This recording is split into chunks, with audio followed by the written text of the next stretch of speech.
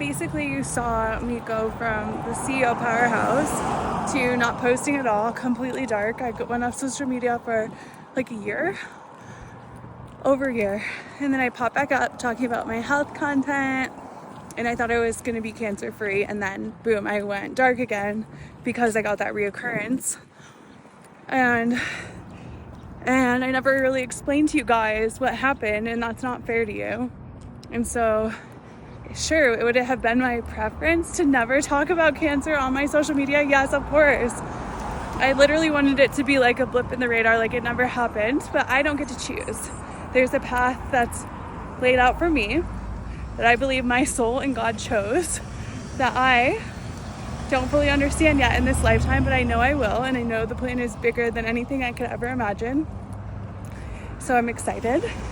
I'm excited to share the journey with you, and I hope that it helps you. I hope that in some way it can inspire you, because we all go through hard shit, you know? Everyone's going through something. Like, yeah, cancer is pretty extreme, but at least I'm not like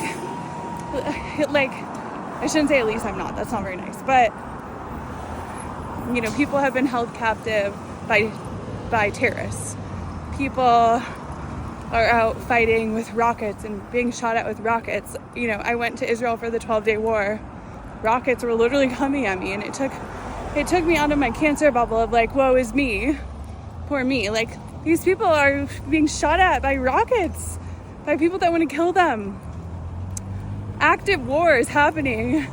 So, and everyone's going, like, everyone has a limited finite time on earth, right? And so, yeah, cancer exacerbates that and makes it more extreme of like, you might die. But we all have a version of that, right? You don't know if you're gonna get hit by a bus, struck by lightning. Anything could happen. So yeah. And you can't put it on a chart and be like, my trauma is worse than your trauma, or your trauma is worse than mine. Like, everyone is going through difficulty, and that is all valid. So, and we can apply, sorry, it's very busy here. We can apply the things, like we can apply the mindset to all of these different scenarios and the lessons to all of these different scenarios. So yes, I want to speak specifically to those that are going through cancer or know someone who's going through cancer.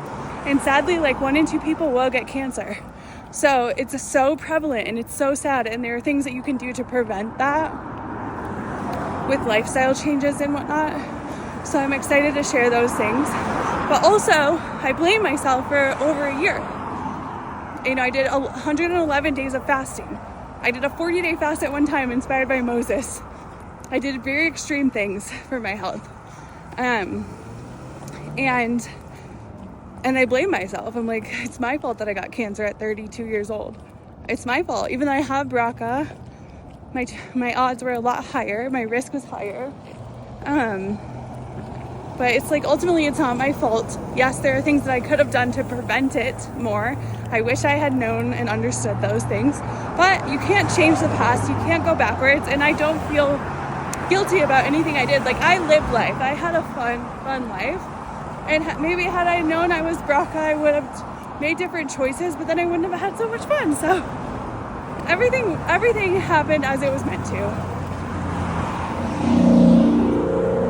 I need to cross the street. So yeah, I don't feel like bad or guilty, but I definitely had to work through a lot of stuff to get to the point I'm at now. Yeah. So anyway, I love you. Stay healthy, queens. Follow the light.